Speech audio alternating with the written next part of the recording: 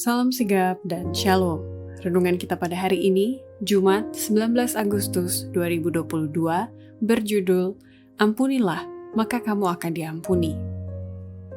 Ayat intinya terdapat di dalam Lukas 6 ayat 37. Janganlah kamu menghakimi, maka kamu pun tidak akan dihakimi.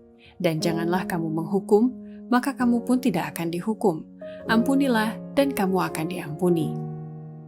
Pena Inspirasi menuliskan yang dimaksud dengan judul renungan kita pagi ini, Ampunilah, maka kamu akan diampuni Dia.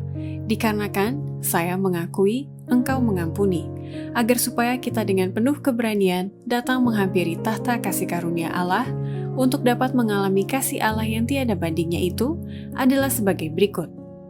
Pertama, yang dimaksud dengan perkataan Yesus, Ampunilah, maka kamu akan diampuni, adalah bahwa kita tidak boleh jemu-jemu untuk mengampuni dan jangan membuat orang yang diampuni itu merasa tidak layak untuk dipercayai.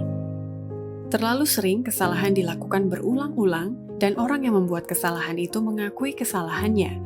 Orang yang menjadi korban menjadi jemu dan mengira bahwa ia telah memberikan cukup pengampunan. Tetapi Juru Selamat dengan jelas telah mengatakan kepada kita bagaimana untuk memperlakukan orang yang bersalah. Jika saudaramu berbuat dosa, tegurlah dia, dan jika ia menyesal, ampunilah dia. Janganlah membuat dia merasa tidak layak untuk dipercayai. Jagalah dirimu sendiri, supaya kamu juga jangan kena pencobaan. Kedua, yang dimaksud dengan perkataan Yesus, ampunilah, maka kamu akan diampuni, adalah bahwa kita tidak boleh membuat orang yang berbuat kesalahan merasa tawar hati atau kita sengaja menyakiti hatinya atau tidak mau peduli kepadanya, sehingga menimbulkan kehancuran jiwanya.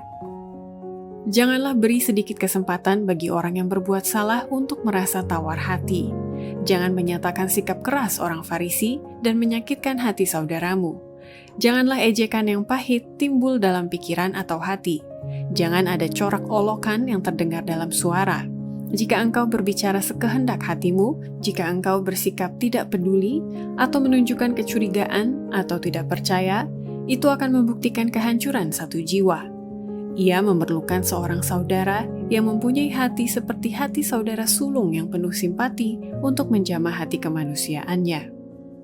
Ketiga, yang dimaksud dengan perkataan Yesus, ampunilah, maka kamu akan diampuni, adalah kita yang telah menerima pengampunan dari Yesus wajib menghidupkan roh berpengasihan kepada orang lain sebagai bukti kesungguh-sungguhan pertobatan kita yang telah mendapat pengampunan atas dosa-dosa kita. Adalah benar bahwa ia barangkali pernah menerima pengampunan, tetapi rohnya yang tidak berpengasihan menunjukkan bahwa ia sekarang menolak kasih Allah yang mengampuni. Ia telah memisahkan dirinya dari Allah dan berada dalam keadaan yang sama seperti sebelum ia diampuni. Ia telah menolak pertobatannya dan dosa-dosanya berada di atas dia seperti ia belum bertobat. Keempat, yang dimaksud dengan perkataan Yesus, ampunilah, maka kamu akan diampuni, adalah kita perlu menunjukkan kasih sejati terhadap orang lain sebagai bukti bahwa kita memang telah menerima kasih dan pengampunan dari Kristus. Kita tidak diampuni sebab kita mengampuni, tetapi sebagaimana kita mengampuni.